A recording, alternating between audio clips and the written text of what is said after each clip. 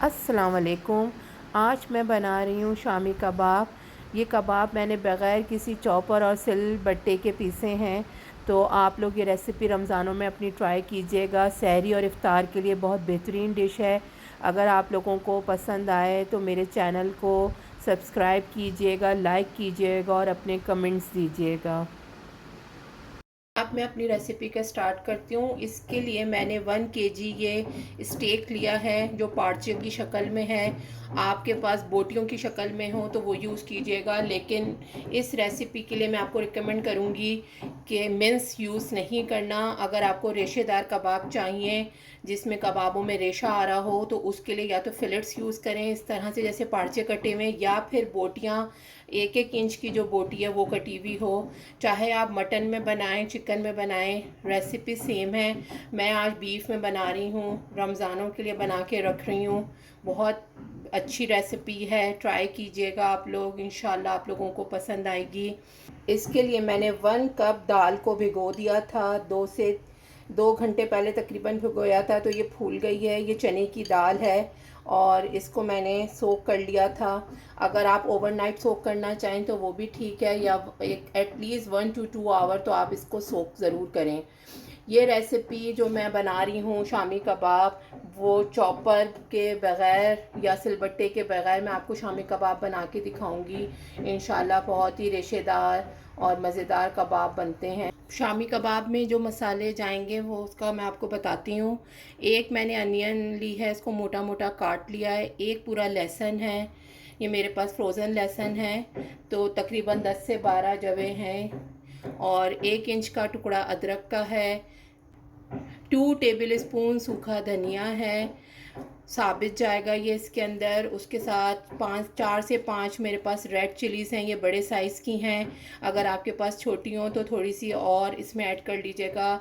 1 चमचा 1 teaspoon mix गरम मसाला है जिसमें दालचीनी, लौंग, बड़ी इलायची और साबित काली मिर्चें शामिल हैं। 3 टीस्पून इसमें सॉल्ट जाएगा। 2 टीस्पून इसके अंदर कुटी हुई लाल मिर्चें जाएंगी। 2 तेज पत्ता हैं और 1 टीस्पून ज़ीरा है। अब मैं प्रेशर कुकर में सारी चीज़ें ऐड कर दूंगी। जो ये मेरे पास मीट है, ये चने की दाल और ये जो सारे ड्राई मसाले हैं ये मैं इसके साथ अंदर ऐड कर दूंगी, अनियन, जिंजर, गार्लिक के साथ। इसके साथ साथ मैं इसमें 4 कप पानी डालूंगी। प्रेशर कुकर में पानी कम यूज़ होता है, लेकिन इस वाले कबाब में पानी आपने इतना ही रखना है। अगर आप प्रेशर कुकर में ना बना रहे हों तो आप पॉट में बना सकते हैं, लेकिन दरमियानी आंच पे इसको पकाइएगा। और 4 गिलास के बजाय आप तकरीबन 6 गिलास पानी यूज़ कीजिएगा। और बिल्कुल हमने गोश्त को मुलायम कर लेना है। इतना सॉफ्ट गोश्त हो जाना चाहिए कि जब हम टच करें तो वो हाथ से रेशा रेशा होने लगे। अब मैं इसको प्रेशर कुकर को बंद कर दूंगी और 25 मिनट्स तकरीबन इसको पकाऊंगी। उसके बाद मैं फिर आपको आगे का प्रोसेस दिखाती हूँ। इसको पकते हुए तकरीबन 25 मिनट्स हो चुके हैं। अब मैं प्रेशर कुकर अपना ओपन कर रही हूँ।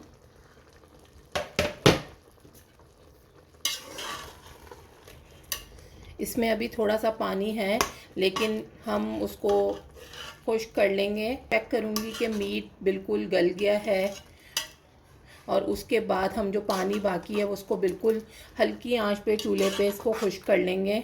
इतना हमने पानी खुश्क करना है कि नीचे से ये लगना शुरू हो जाए, तो उस पे हमें पता है कि हमारा जो मसाला है वो बिल्कुल रेडी है। ये देखिए गोश्त रेशे रेशे हो रहा है, इसी तरह से हमें मीट चाहिए अपना। ये कबाबों में पानी बिल्कुल खुश्क हो चुका है और मसाला ये नीचे लगना शुरू हो गया है। इस स्टेज पे हल्का से ही आपको नरम लग रहा होगा, लेकिन ये जितना ठंडा होता जाएगा उतना ये सख्त होता जाएगा। इसको हम किसी गिलास के या स्टील के बाउल में इसको निकाल लेंगे। अब ये कबाब नीम गर्म हो गए हैं। इस स्टेज पे अब हम इसको अच्छी तरह से मिक्स करना शुरू करेंगे। इतना हम इसको मिक्स करेंगे कि ये जो बोटियां हैं वो अच्छी तरीके से इसके अंदर हल हो जाएं। और जैसे ये अदरक या तेज पत्ता या गरम मसाला होगा उसको हम निकालते रहेंगे अलहदा से। अदरवाइज़ जो बोटियां हैं उसको जब हम हाथ से मिक्स करेंगे, और ये नीम गरम है अभी, तो नीम गरम में ही इसको करना है। ये देखें, ये जैसे बोटी है, मैंने इसको हाथ से रेशा कर रही हूँ। तो किसी भी चॉपर की हमें ज़रूरत नहीं है, 5 से 10 मिनट की ये मेहनत है। गरम गरम में बहुत आसानी से हो जाता है। तो हम इसको इस तरीके से मिक्स करते रहेंगे।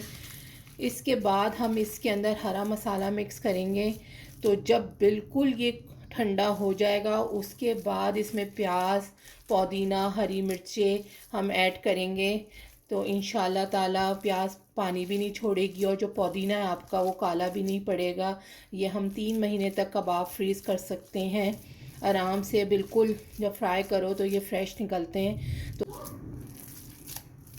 बहुत अच्छे ये मज़ेदार कबाब बनते हैं। बहुत इजी रेसिपी है। जो लोग ये समझते हैं कि चॉपर नहीं है हमारे पास या सिलबट्टा नहीं है तो हम कबाब कैसे बनाएं, तो आप इस तरह से रेसिपी ट्राई करके देखिएगा। ये देखें, हम ये गाढ़ा होना शुरू हो गया है, ये थिक हो रहा है। बिल्कुल हमें ड्राई भी नहीं कर लेना मसाले को, वरना जब कबाब फ्राई करो तो अंदर से वो फिर ड्राई ड्राई निकलते हैं। और ये रेशा इसके अंदर खुद ब खुद बनता चला जा रहा है क्योंकि हमने इसको बहुत अच्छी तरह से गलाया है। ये बिल्कुल रेडी है। अभी भी हल्का सा गर्म है, तो मैं इसके बिल्कुल ठंडे होने का इंतज़ार करूँगी और उसके बाद इसके अंदर बाकी मसाले ऐड करूँगी। इस स्टेज पे आप इसके अंदर नमक मिर्च भी चेक कर सकते हैं। अगर आपको कम लगे तो आप ऐड कर लीजिए। ये बात याद रखिएगा कि ये वाला प्रोसेस नीम गरम में ही करना है।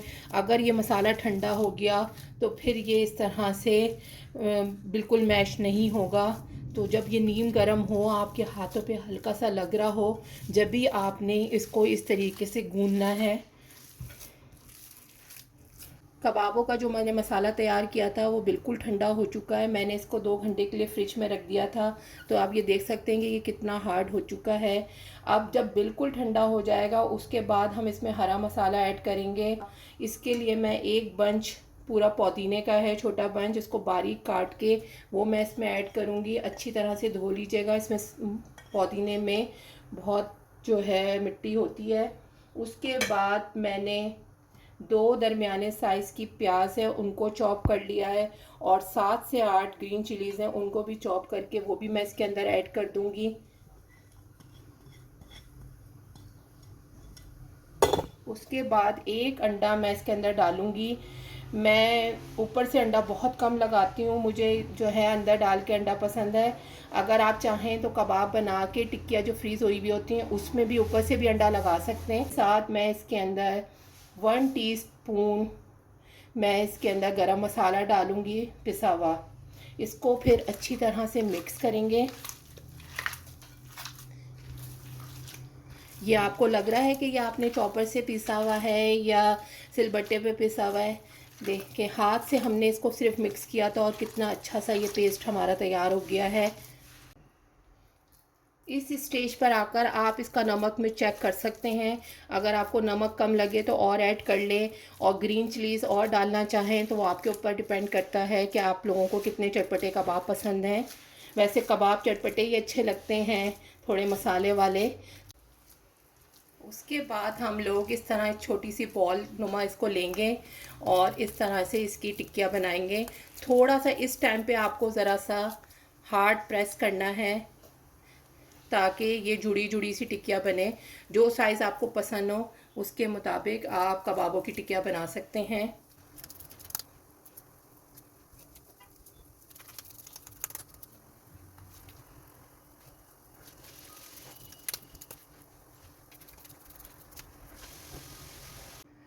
माशाल्लाह से 1 किलो गोश्त से ये कबाब तैयार हुए हैं।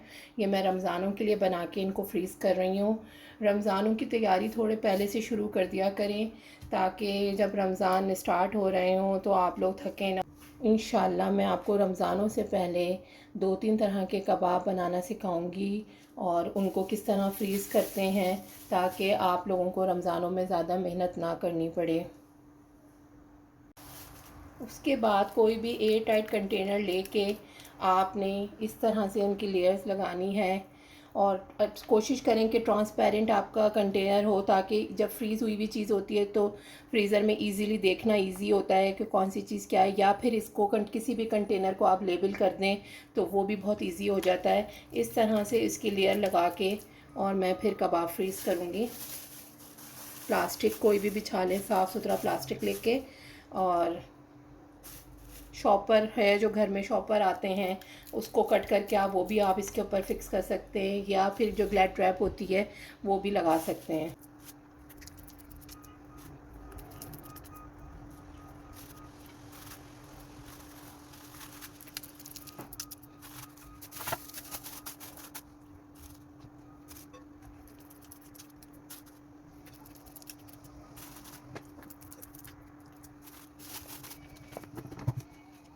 फ्राई पैन में मैंने ऑयल लिया है कबाब फ्राई करने के लिए, और उसके बाद मैं ये कबाब फ्राई करूँगी।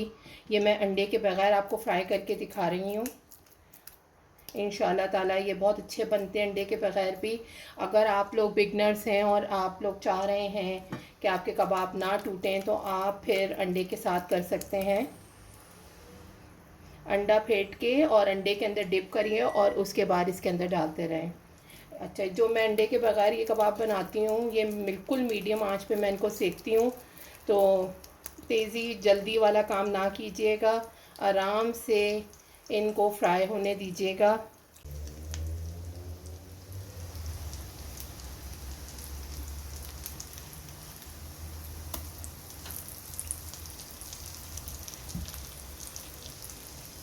इसको फिर हम आराम से पलट लेंगे। जब एक तरफ से अच्छी तरह सिक जाएंगे तो फिर इसको हम दूसरी तरफ से भी पलट लेंगे, और इसी को मीडियम फ्लेम पे ही हम इसको फ्राई करेंगे। माशाल्लाह से शामी कबाब बिल्कुल रेडी हैं। मेरी दुआ है कि आप लोगों को मेरी ये रेसिपी पसंद आए। आप लोगों के फ़ीडबैक का इंतज़ार रहेगा। जज़ाकल्लाह।